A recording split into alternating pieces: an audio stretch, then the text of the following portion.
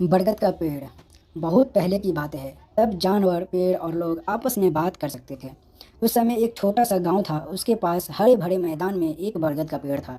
वह एक विशाल और मजबूत पेड़ था। उसके पत्ते इतने मोटे और घने थे कि उनमें से सूर्य की एक भी किरण नहीं निकल सकती थी। गर्मियों की धूप में लोग अक्सर इस पेड़ की छांव में रहकर आराम करते थे और पेड़ से थोड़ी देर बातचीत करते थे। एक दिन एक गड़ेड़िया बालक शंकर उस पेड़ के नीचे आराम करने बैठा। सारा दिन धूप में घूमने से वह थक कर पस्त हो गया था। हवा के हल्के हल्के झोंके उसके थके शरीर को आराम पहुंचा रहे थे। उसे नींद आने लगी। वह सोने के लिए लेटा ही था कि अचानक उसकी निगाह पेड़ की टहनियों पर पड़ी। जब उसने बरगद के छोटे छोटे फलों को देखा तो उसे बड़ा आश्चर्य हुआ। इतने बड़े पेड़ के इतने छोटे छोटे से फूल और फल। उसने तिरस्कार से कहा। बरगद का पेड़ यह बात सुनने के बाद भी चुपचाप रहा। उसने अपने पत्तों को हिलाकर हवा की एक मधुर लोरी पैदा की। लड़का जल्दी ही खर्राटे भरने लगा। टप! एक छोटा सा फल ठीक शंकर के माथे के बीच आकर गिरा। वह एकदम झटके से उठा। जब मुझे नींद आ रही थी तभी यह होना था। वह फल को उठाते हुए बड़बड़ाया। तभी उसे एक हल्की हंसती हुई आवाज़ सुनाई पड़ी। चोट लगी क्या? पेड़ ने पूछा। नहीं, पर तुमने मेरी नींद तोड़ दी। तुम मुझ पर इसलिए हंसे थे ना कि मेरे फल छोटे हैं। हाँ, मैं हंसा था।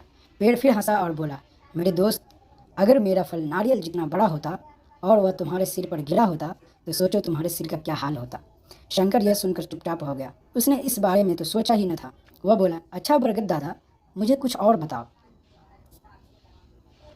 सबसे पहले तो अपने आसपास की सभी चीज़ों से दोस्ती करो।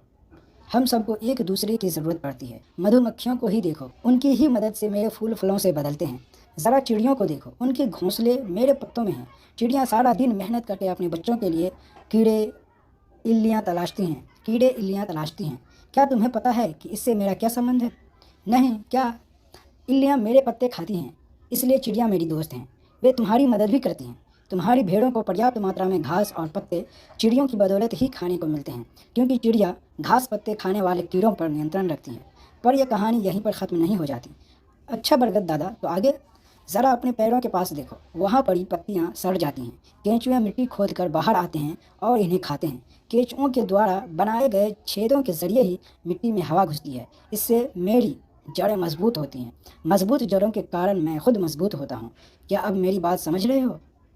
हाँ, अब मैं समझ रहा हूँ। मैं आप पर जो हंसा था उसके लिए माफ़ी चाहता हूँ बरगद दादा। कोई बात नहीं। अच्छा, अब तुम अपनी भेड़ों को घर ले जाओ। शंकर भेड़ों को घर की तरफ हाँकने लगा और सोचने लगा कि सचमुच हम सब एक दूसरे के बिना जिंदा नहीं रह सकते।